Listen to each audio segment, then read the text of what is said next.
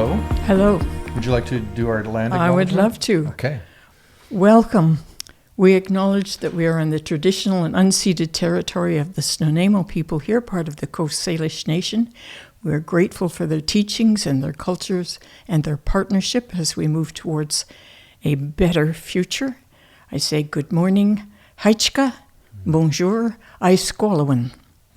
Wow. Aiskwalawan's a good one. Aiskwalawan. I like that. I love that song. Yeah. It's interesting that when Thomas was here and pointed out that we really needed to be doing this acknowledgement before we start anything, really, and he said something about because each of us brings our ancestors into this room, and that was kind of a foreign thought to me, but it is true. You know, every person that's ever influenced in our lives, we're bringing that with us everywhere we go. Mm-hmm. So it's a good idea to pause and ground ourselves and remind ourselves of that from time to time. Yeah. That was the thing that Tzimquatan, when he brought that up, and in our service he brought it up, and then when he came here again, he sort of reinforced that idea that each one of us is not just who we are right now. We're everything that has resulted in our being here. Exactly. And, you know, in I take it from his perspective, his people's perspective, they're all supporting us and watching over us. Mm-hmm.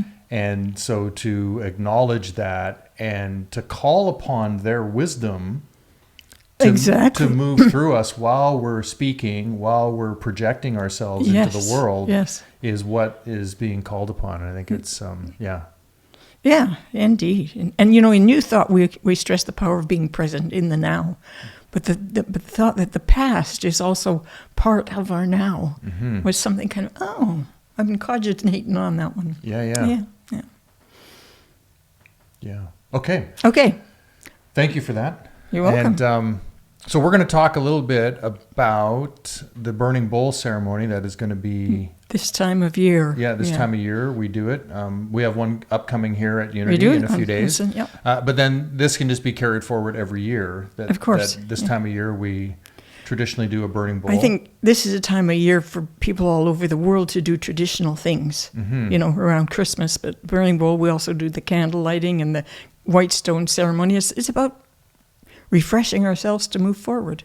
Yeah. I think we all do that in some way. Yeah. And I certainly prefer this much more than a New Year's resolution that if I'm truth be told, that I used to throw together in a drunken stupor. That's right. when the clock struck 12,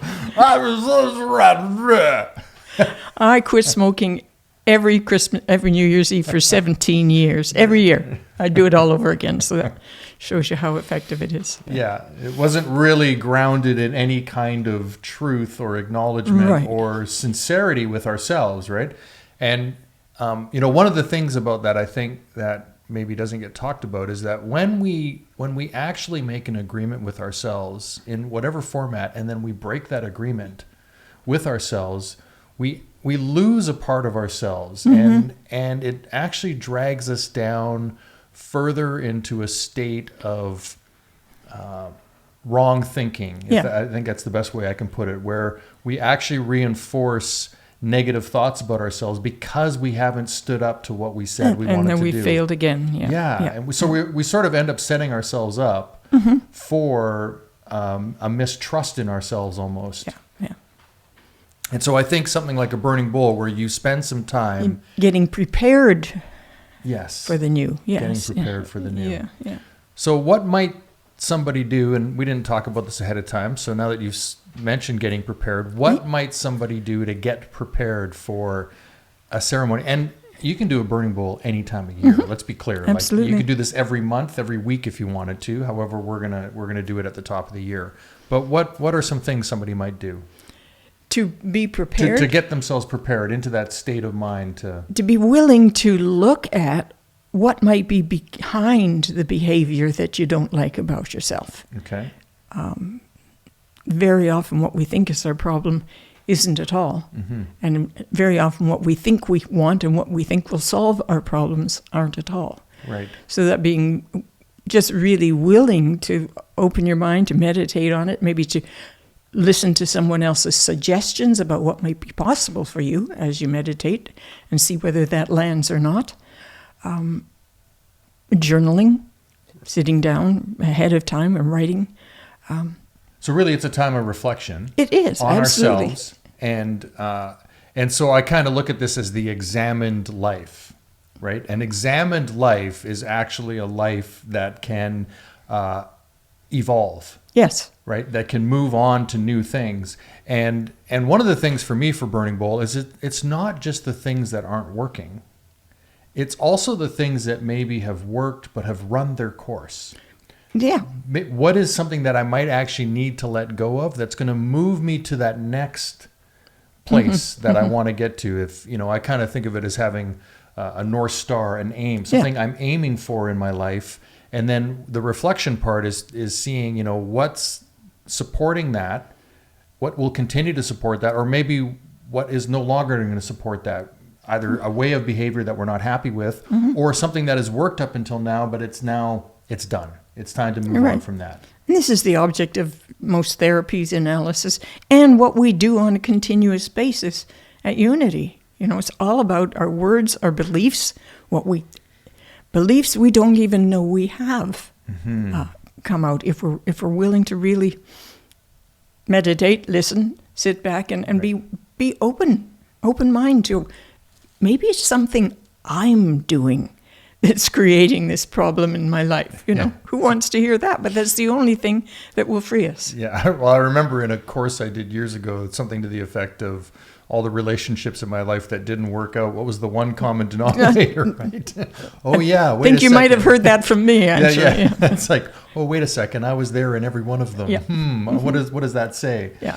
And also it's not a time to beat ourselves up. No, it never and look is. at these things like I'm such a terrible person. It's if anything, I look at it like an opportunity to celebrate everything about ourselves, including the stuff that we maybe don't like about ourselves, but they've allowed us to get where we are. Exactly. Like everything we're carrying with us is something that has allowed us to get to this now. Like you said earlier, the past has actually helped bring us to this now moment that we have. And in that, we can actually look at it and say, I don't think I want that part of me around anymore. Right. So I don't want that in my next now. Yeah. Yeah. And so I'm willing to leave that behind. And that's what the ceremony is about, is the opportunity to acknowledge it. It's that saying I heard it also a long time ago is about we don't want to put a rose garden over top of a mud pie. Yeah. So this is looking at the mud pie and saying, hey, mud pie, I'm actually done with you. And I acknowledge you and thanking the mud pie for everything it brought and everything it didn't bring. Don't need you anymore. Yeah. It's time to move on, and you acknowledge it, and then you have the ceremony to symbolically. Yeah, to enforce it, right? To give it that energy of what's the word I'm looking for? That faith, that passion, right? Some desire within you to really, truly let something go. And so often we think, I'm going to let it go. We think it's something physical. I'm going to let go of the relationships that are not working, or I'm going to let go of my kids, or I'm going to let go of chocolate or smoking or whatever it is.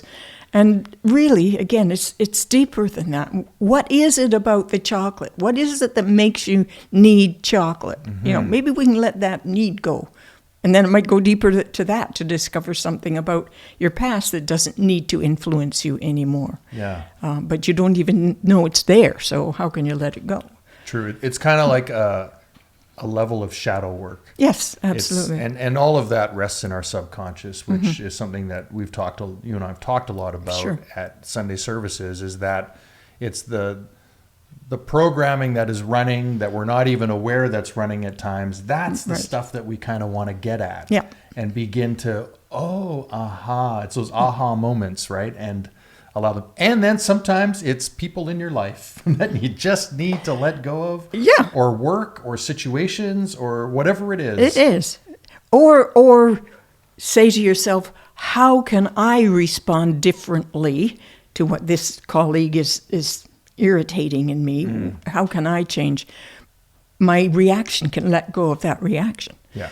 And then too, after we let go, the other part of our celebration is usually the following week, or sometimes at the same time, we have a ceremony to accept the new, what we've created space for. Yeah. Yeah.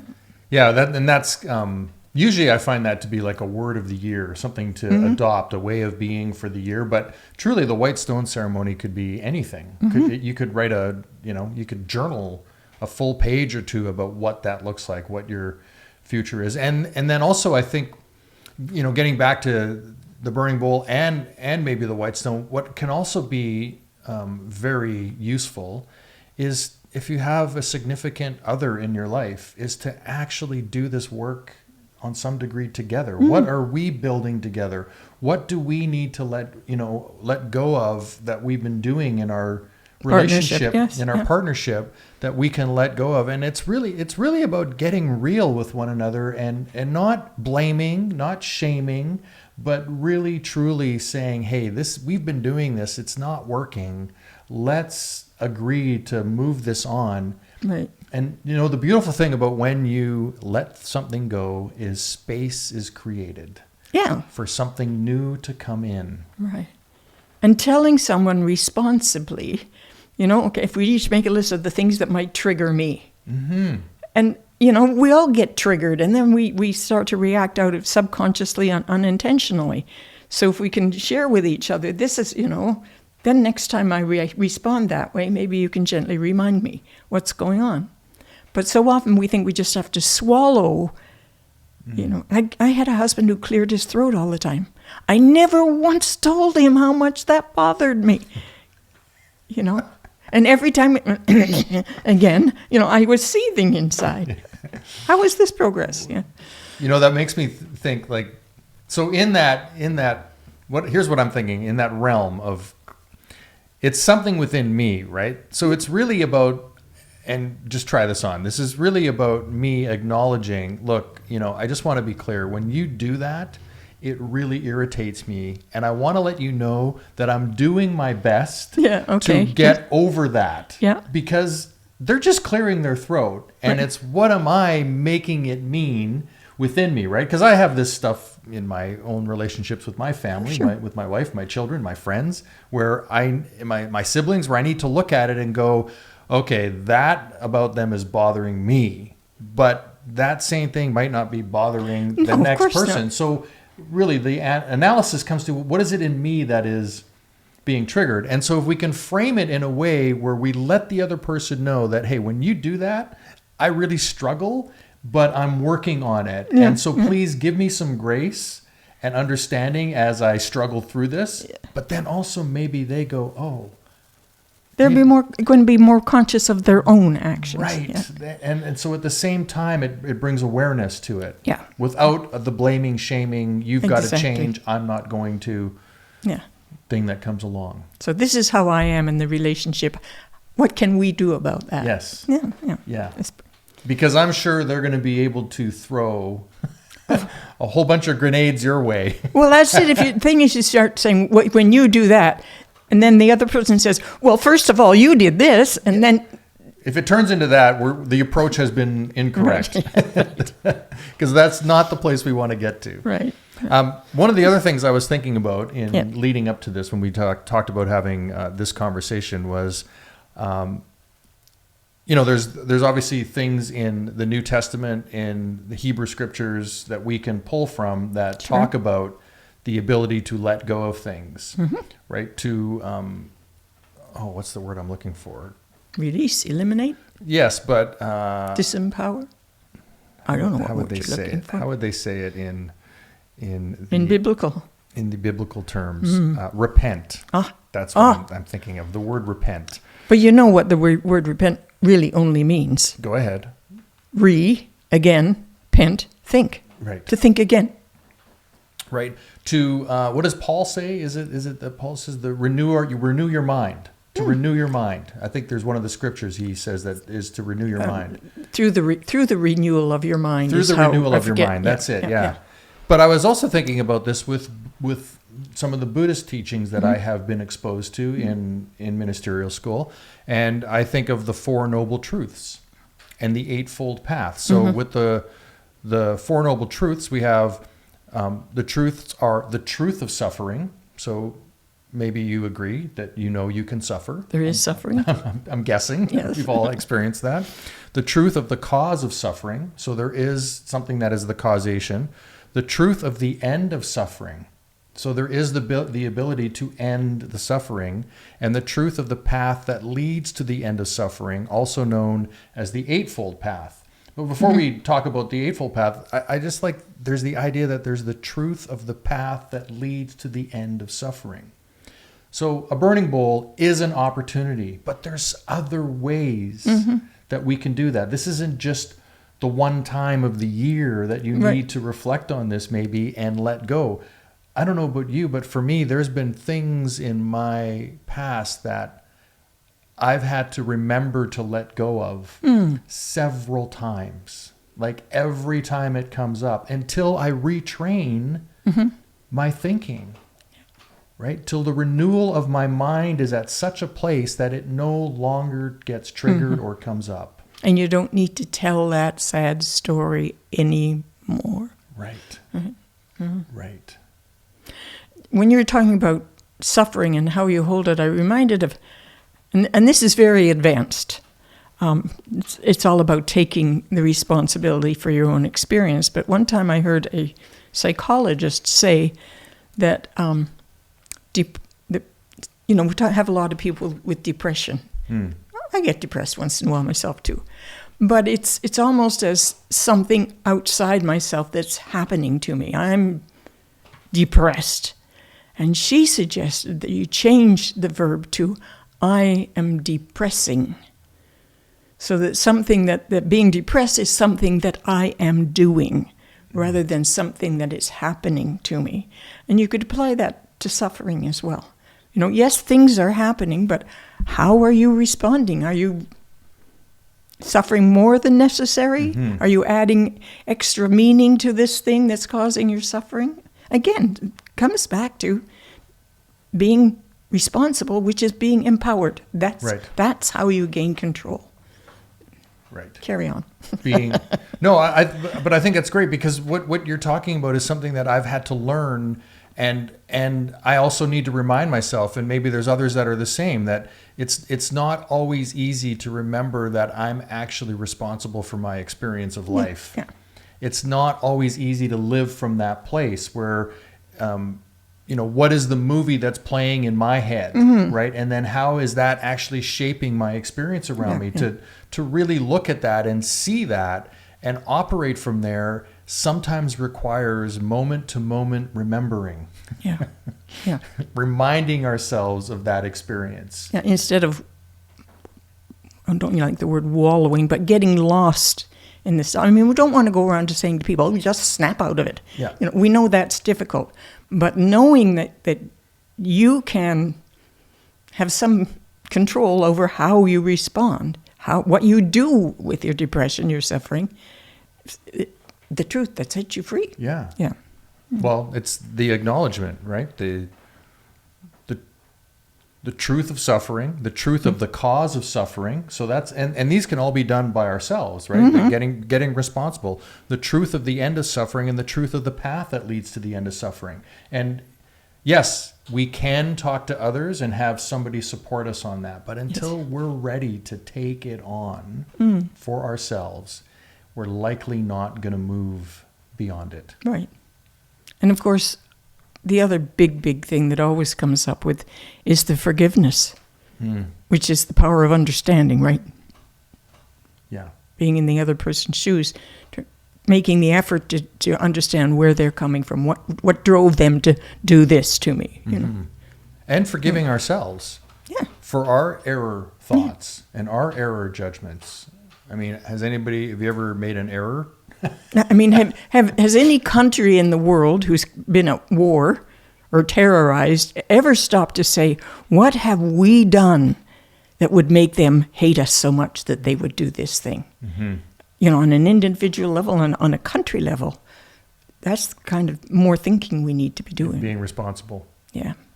But yeah, I don't want to overstep the forgiving of ourselves because I think that gets left out a lot. That a lot of times we're not willing to forgive ourselves for our mistakes, our errors. I mean, all of us can look back and see the things we did that we're not proud of, or that we're, I can't believe I chose that over that. Like, but it's coming to terms with that and allowing that forgiveness to be within and forgiving ourselves for that. And I love the idea of thinking of error thought. It's all like, that's what a sin is the error thought. And we have the right to renew our mind, or as Charles Fillmore always said, I have the right to change my mind. I reserve the right to change my mind. Always. About things. Yeah. And so we can do that with any of the thoughts we're thinking. We can shift them. And we just, one thing that went through my mind as you were speaking too is I love the AA, I'm not sure what step it is to make amends. If there's something troubling you, no matter how long ago, and you're still carrying something, you need to, if possible, speak to the person. Yeah. I've had people make amends to me for something that I didn't even notice. Exactly. You know? Yeah. Well, that's a whole other topic of how we carry around anger about something and that other person is completely oblivious to it. But there's also making amends with ourselves. That's also equally as valuable, to build ourselves back up.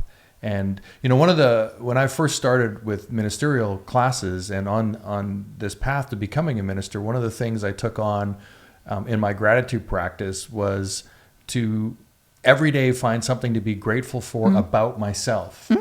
Now, I don't do that at the same level I used to, but I had it in my head that I need to train myself to understand that I have value to me.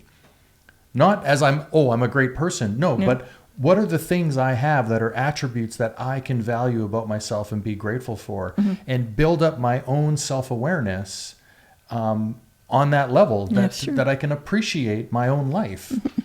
And I think it's really important. And that's to do not that. arrogance. That's humility. Actually, it's almost the opposite of arrogance. Yeah. Well, I've often said, if you love so much that you actually don't need it, then you can give it away. Yeah. Right. And that comes from loving ourselves. See, when we love ourselves, not from the arrogant place, right, but from the place of appreciating our lives, that harmony within ourselves, then we don't need it from outside of ourselves, which takes away so much suffering. The cause of suffering. Okay. Yes. And then there's the Eightfold Path, which consists of 8 practices: right view, right resolve, right speech, right conduct, right livelihood, right effort, right mindfulness, and right samadhi, which is the meditative absorption or union, alternatively equanimous meditative awareness, right concentration. So those are the 8 paths. And I can see that within something like a ceremony of a burning bowl followed by a white stone ceremony, you are taking on a right view, a right resolve. You're correcting your speech, so right speech. There's right conduct in that. You can create the right livelihood. It's right effort. It's right mindfulness. And it is awareness through concentration. So the right samadhi, if you will. There's a parallel to there with the Unity's 12 powers. I keep doing this mic thing today. When you were starting to read the 8-fold right paths, I was thinking mindfulness in everything. And then mindfulness is one of the things. In Unity, we have 12 powers, and one of the powers is power. So it's the same. Mindfulness, and each of those is mindfulness. So that, to me, that's the primary one. Yeah. Being aware of what we're doing, what we're thinking. So often we're not. Very nice. Thank you. Yeah. And I see that in the in biblical scripture. There's and I can't think of any off the top of my head, but there's so many teachings that I've come across that are about right thinking. That I think after most of the healings so-called miracles that Jesus did, he said, by your faith, right? That has to do with right thinking. Of course. That has to do with trusting ourselves.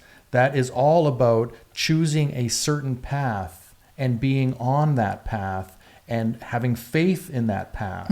And then, if you look at any of the teachings of sort of modern day Western gurus, they will talk about having that deep desire, that it's when we really desire something and work on that desire and connect that desire with our thinking, so we get our heart space. And I was thinking about this morning too, like if we look at your 12 powers, there's our life force. So we need to be stable in our lower chakra, right? Which is, if you look at the 7 chakras, there's the root chakra. While in Unity's 12 powers, that is our chakra of life. It needs to be stabilized and solid on the ground. And then we can move up into our desire area, which is in our belly, where we really feel something passionately. Gut feelings. Right? Yes. And then that can influence our thinking, as opposed to coming from the top down. We actually build from the bottom up. And the reason I was thinking of this was I was looking at trees this morning, and I was doing my gratitude practice with the trees and thanking them for their teaching. And I started to think about, well, what are they teaching me right now? And I could see, well, as they're expanding above, they are expanding below. And if that groundwork isn't solid, then when the wind comes, they can't withstand it, or the trouble comes. And I also saw, it was very windy out, how they, at the same time as they allow themselves to be blown in the wind, they also have a sturdiness to them that pushes back against, like, it was, I don't know, I just kind of went off on this thing That's a whole morning. talk right there. It was for me this morning, right. and I was just blown away by the witnessing I could see from the trees, and just what they could teach me in that moment about how I could live and how we all could live life, is to have that sturdiness, but to also bend with it, right? To be allowed to release and expand out to it and grow into and it. reach for the sky. And also at the same time, you've got to build your base. You can't just be all in your head. You need to make sure you're solid on the ground.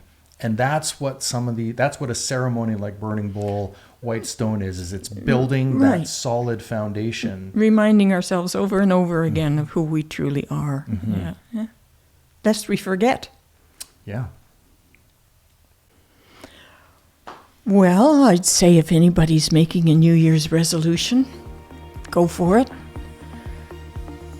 And if what we've said today can help you in your resolve, we feel blessed. Yeah. May all the richness and blessings of the new year be yours. Yeah. Today and every day, huh? Yeah. Namaste. Namaste.